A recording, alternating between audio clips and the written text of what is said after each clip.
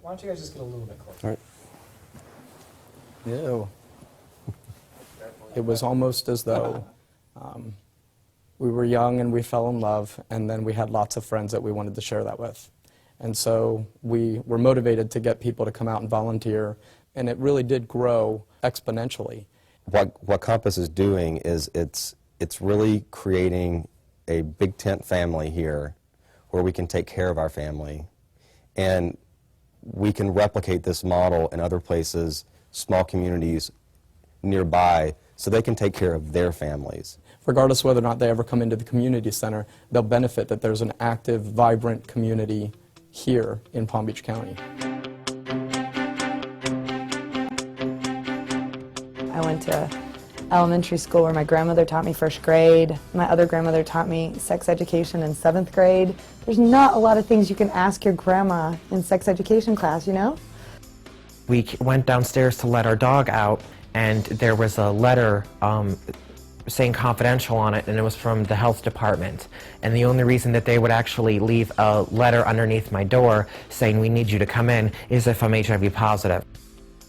My name on my driver's license is still male. Needless to say, if I have to show it to anybody, it's like, It's like obviously me, but the name really doesn't fit. So I am going to get that changed as soon as I can. When I heard those words, that was as powerful as hearing the N-word. The reverberations, the reverb, the shock, the emotion, it was probably 3 days before I recovered. My father, he passed away when I was 11 years old, just a month before I found out about my cancer. And I unfortunately was not able to come out to him. I hope in some way that he knew, and I believe in my heart that he would have been okay with it.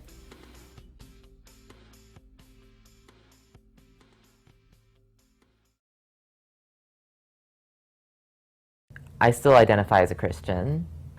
I'm trying not to cry right now.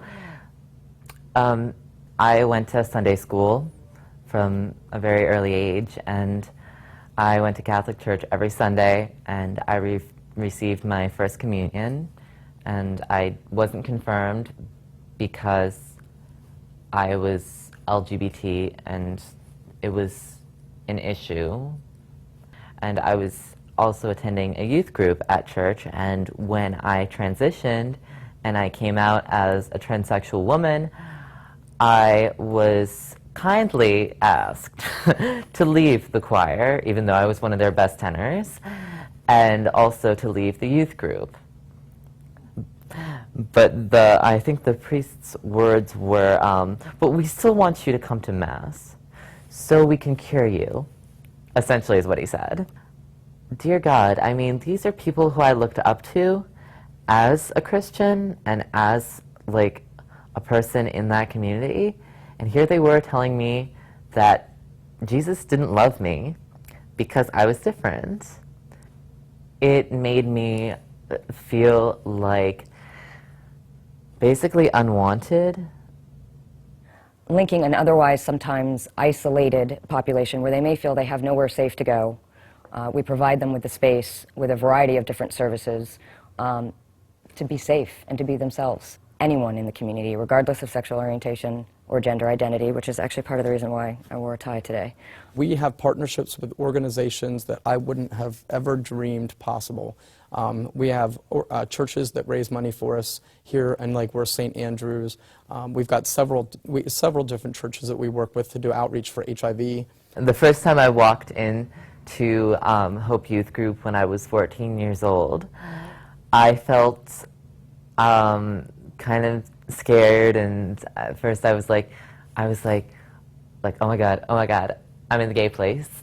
It's like, what do I do? I'm in the gay place. It's like, it's basically just like a new, like broadening one's horizons and getting used to being among a different group of people, but after I saw all these kids like me who identified as gay, lesbian, bi, transsexual, whatever, just sitting around and talking and being themselves, I was like, I felt like I could finally breathe. Like I could just breathe and be myself. We recognize that we've got this moment of time, really, and often I see this between probably 15 and 25, where we can get to youth, we can get to young adults, and we can remind them to reach their full potential. And sometimes what you need is a portal to be able to get there. And I look at Compass and I think of our bridge, where the volunteers sit. I think of the activities that we have out in the community as a portal for people who, if they want to get involved and they want to experience the same level of acceptance and pride in their community, that it goes beyond just, being isolated or marginalized. It means being part of the network, being able to open the newspaper and know that you're actually part of that community. Compass gave me like a second family when I didn't really have friends anywhere else, and they were there for me even though I always had the support of my family. People got used to it and they learned to sort of accept me for who I was, and by my senior year I ran for prom queen and I came in second place, so beating out 2 genetic females.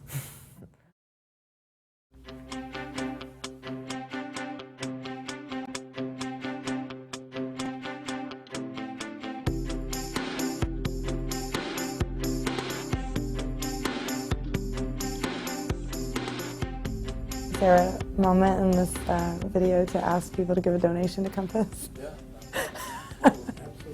Absolutely. Part of the reason that people give to Compass is because through the years, and I hope I say this modestly, there's been a healthy return on investment.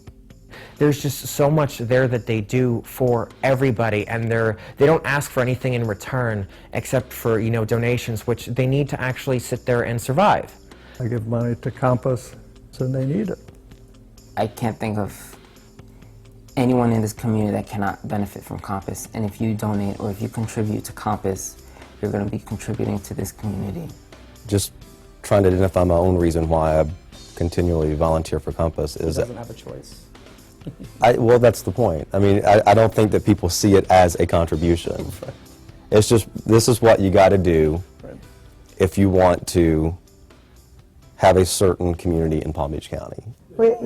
Yeah, American Express, get some points.